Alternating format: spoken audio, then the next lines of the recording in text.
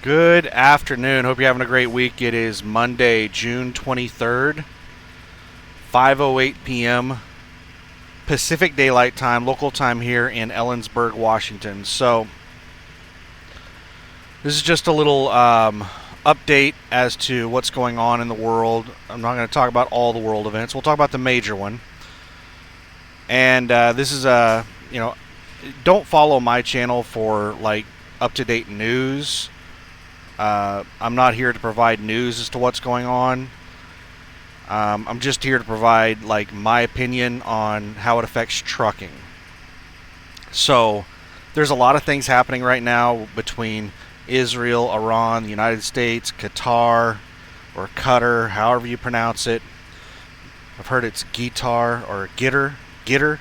It's actually like a G at the beginning. It's pronounced like guitar, but with an ER instead of an AR at the end, like gitter. But anyway,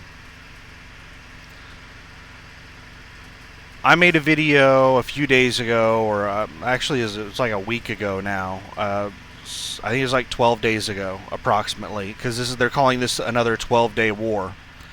I think this might be the 12th day of the war, and a couple of hours after Israel attacked Iran, I made a video talking about how you should go out and top off your fuel tank now before fuel prices surge up. Because at that point, I was guessing that it was going to go up by at least 50 cents a gallon. And that was just based off of what had happened up to that point. And there were a lot of possibilities of what might happen after that.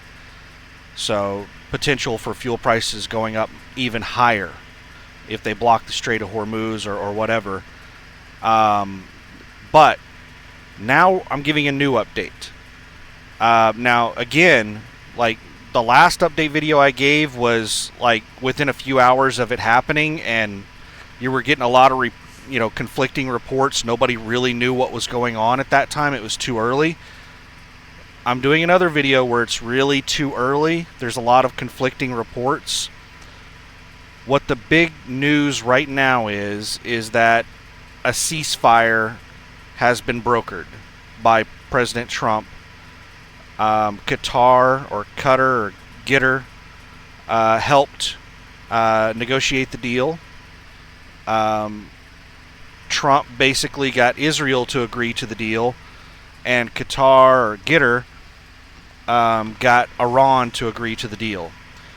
And Trump came out and stated that this deal is going to go into effect in about 6 hours. There's ongoing operations, and so it's not going to be an immediate ceasefire. They're going to let those operations go ahead and play out, and all of those operations should be done within 6 hours, and then the ceasefire will start. So there's still bombing going on right now. Shortly after that, there were several, people from Iran. I'm not sure all who, like the Iranian media, the state-run media in Iran, said that was a lie. There was no ceasefire. That was basically U.S. propaganda. So there's still conflicting reports on whether or not there's actually a ceasefire happening, and there's still bombing happening right now. There's still videos being posted of bombs hitting in Iran, and also in Iraq. There's apparently there was an attack just north of Baghdad. But anyway, I'm not here to talk about the specifics of what's going on. So already, now this is something I've talked about in many of my videos, and a lot of people don't understand what affects fuel prices.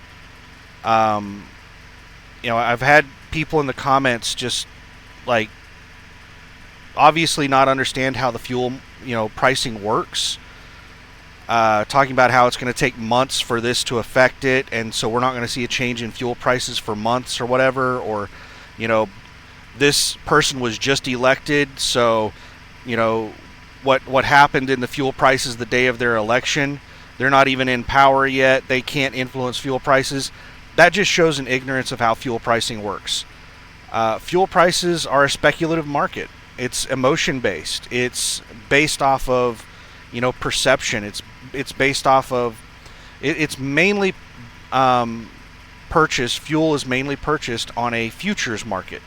They're buying it 3 months, 6 months in advance. So anything that happens right now at this moment can affect fuel prices within minutes, seconds, hours, days. It doesn't have to wait until it's not like finance and economy are two different things. Economy is more like data driven, and finance is more emotion driven. So we saw fuel prices start rising immediately as soon as this war started. And now that there is, this war hasn't even stopped, but Trump has come out and said that there's a ceasefire deal.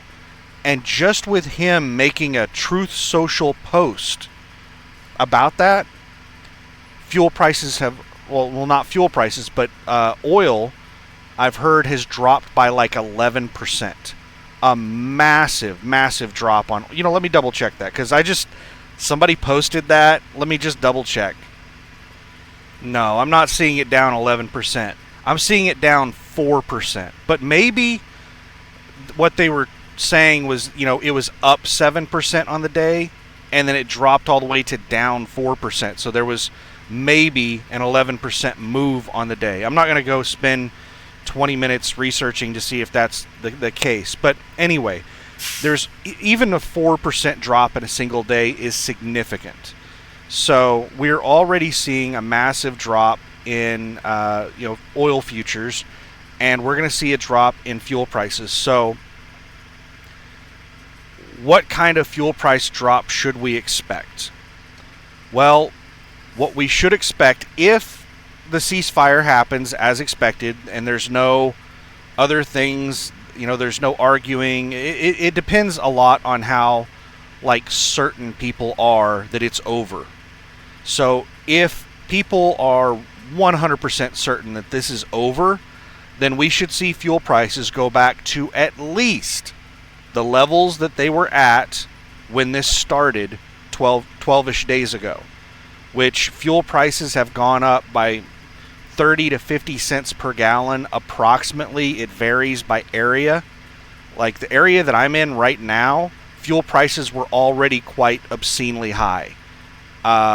It was already, after my dollar a gallon discount, fuel prices were still at and not including fuel tax, I don't even know what pump prices are. I don't monitor pump prices. I look at my price after discount, not including fuel tax.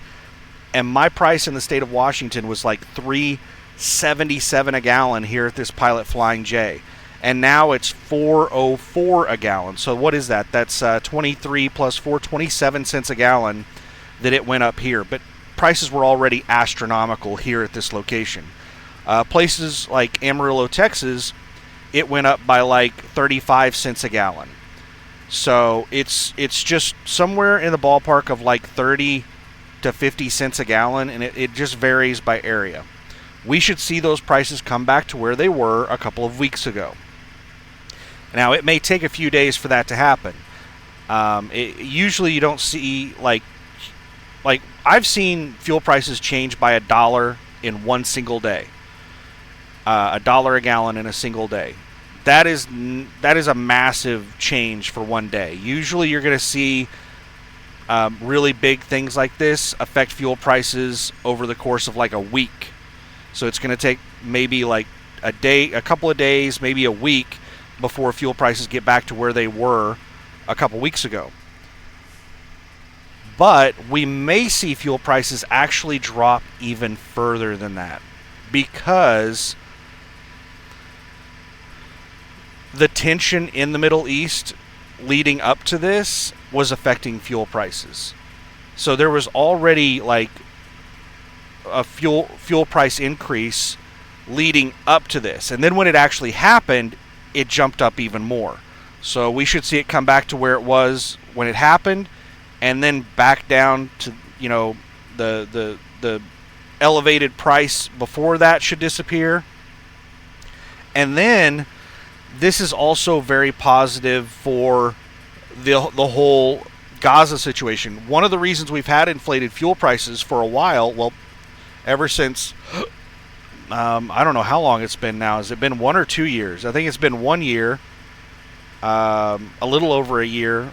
October 7th, was it? Man, I can't even remember how long the Ukraine war and the Gaza war have been going on. I think Ukraine's been like 3 years, and the Gaza war has been like 2 years. I can't remember for sure, though. Maybe it's 2 years and 1 year.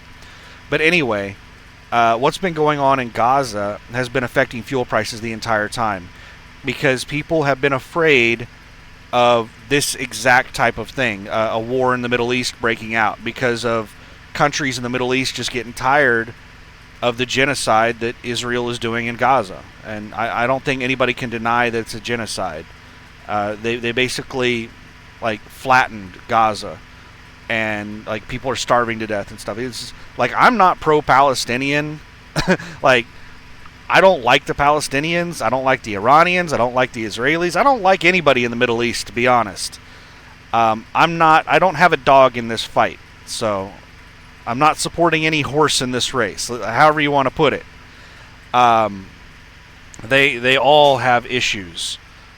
I don't like any of them, but I think this is going to even cool off some of the fears that businesses and people have had about the whole Gaza situation escalating in the Middle East.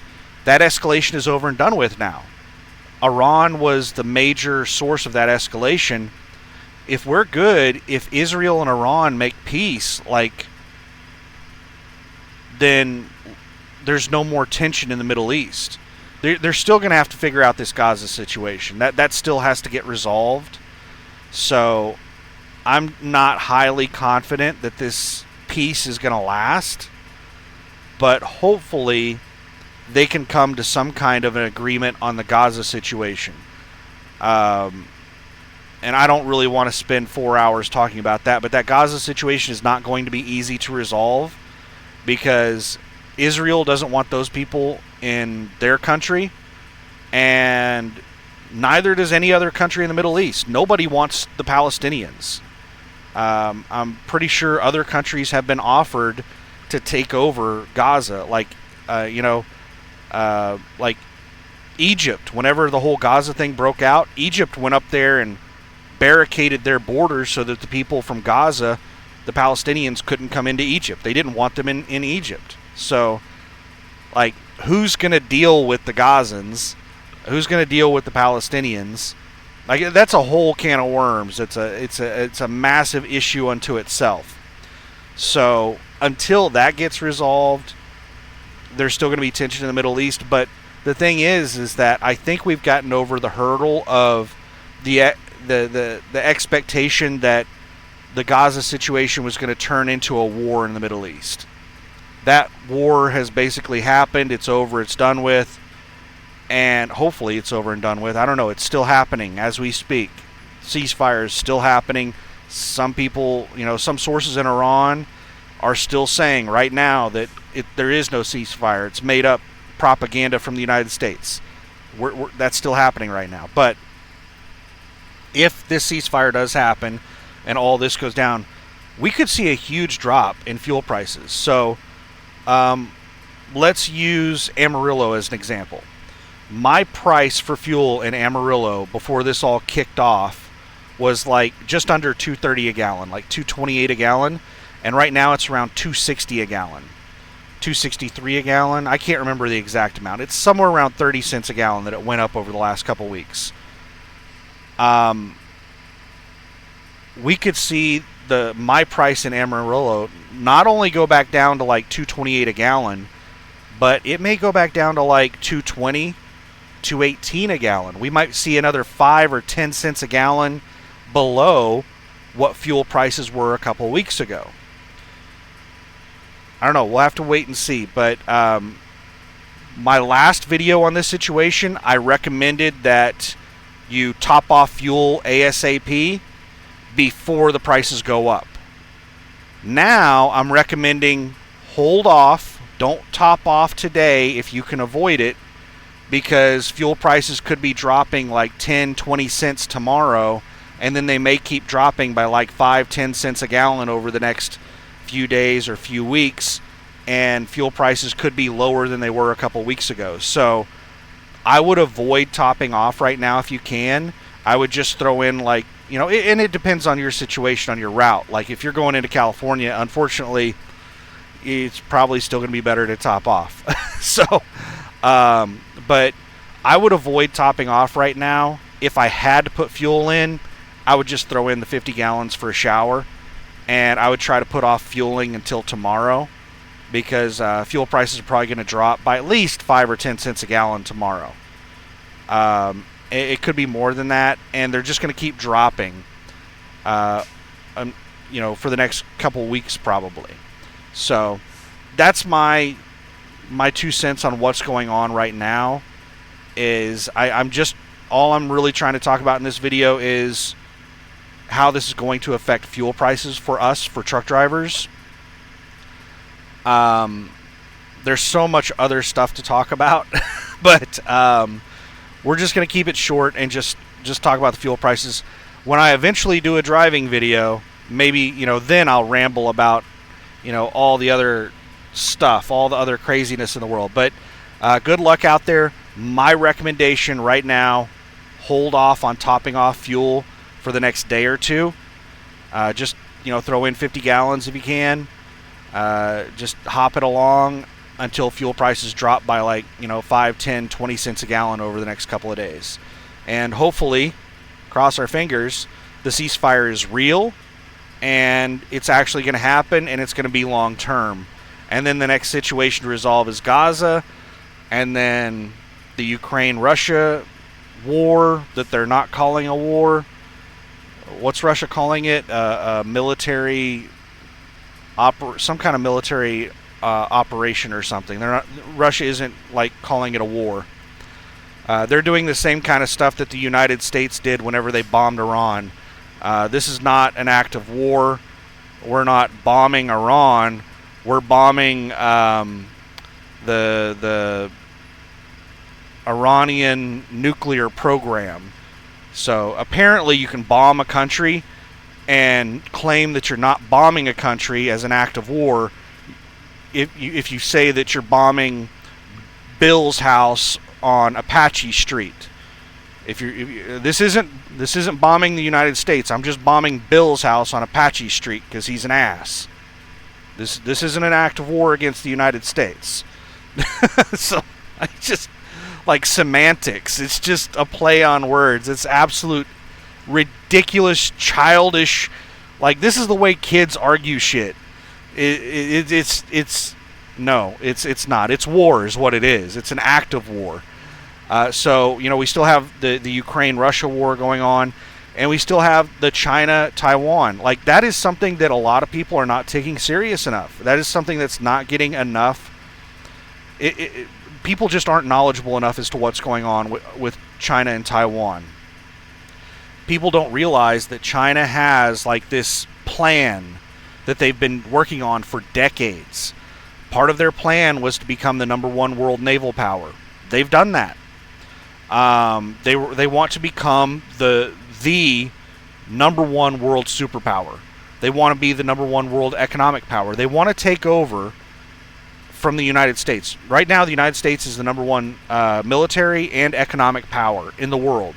And China has like a 2045 plan to become the new United States. They want to become the #1 military and economic power in the world. Part of their... And, I could be getting the details wrong on this because I haven't looked at this in a couple of years. They've been working on this for a long time. This is nothing new. This is decades. Like, the Chinese have been working on this for decades. But I think it's called the 2045 plan. Or that's what we call it. Well, initially, that plan called for them to have Taiwan unified or whatever. Taiwan has never been part of China. That's part of the Chinese propaganda. They call it a reunification. Taiwan, in its entire history, its known history, has never been part of China. Never. but China is, that is propaganda that they're going to take it back or they're going to reunify or whatever. It's never been part of China. It's invasion. It's expansionism. It's anyway. Initially, 2035 was their goal, if I remember correctly, for them to take Taiwan. Then they bumped up the goal. I forget what they bumped it up to, and then they bumped it up again and again. I don't know how many times they've lowered the years or increased the goal. Right now, I'm fairly certain that the current time frame that they are planning to take Taiwan by is 2027. So human beings don't really, most human beings, just, they're very focused on like the here and now. When I tell somebody, this is going to happen, shortly, they think like a couple of minutes, couple hours. And when I think like short time, I'm thinking like months or years. So my mind works differently than other people. When people, when I hear 2027, I'm like, man, that is just around the corner. Other people hear 2027, they're like, I'll worry about that when it gets here. So by 2027 is the current goal from China to take Taiwan. And that is going to be, who knows what that's going to turn into. China is probably, I don't know if China has overtaken Russia. I would love to hear the opinion of some, U.S. military personnel and some intelligence officers on where they think China stacks up currently. I have heard a general talking about the term near peer that a lot of people still use, and they say that's an outdated term. Russia and China are no longer near peer adversaries. We no longer have a strategic advantage or a tactical advantage over Russia and China. They are peer adversaries. In some areas we're better than them, in some areas they're better than us. So we don't have a clear advantage across everything, and they don't have a clear advantage across everything, but we can't call them near peer adversaries anymore because we don't have a clear advantage across the board on Russia and China. They are peer adversaries now. So that's a scary thought of Russia invading Taiwan, not Russia, China invading Taiwan, and North Korea is right there. If we go in and, I don't think we would actually defend Taiwan militarily. I think we would just sanction China. We would have embargoes. I don't think we would go to war with China because North Korea would likely, if we went with our military, this is turning into that video I told you I was going to make whenever I'm driving. I'll ramble about all this stuff whenever I'm driving. We'll ramble about all this stuff. But right now, this video, I'm recommending hold off on getting fuel for right now. It's probably going to be quite a bit cheaper tomorrow or the next day. So good luck out there, and hopefully the ceasefire is real, and hopefully it lasts, and hopefully Gaza and Russia and Ukraine and China and Taiwan and all the rest of the issues in the world get resolved. The final thing I'll say on this topic is I am still pissed off that Trump used our military to basically fight Israel's war. Now, it looks like we're going to have a very positive outcome, but I still don't like that we used our military to fight Israel's war. And I also don't like that we back Israel the way that we do. I don't like that we arm Israel. I don't like Israel, and I don't think we should be involved in that. Let the Middle East figure their shit out.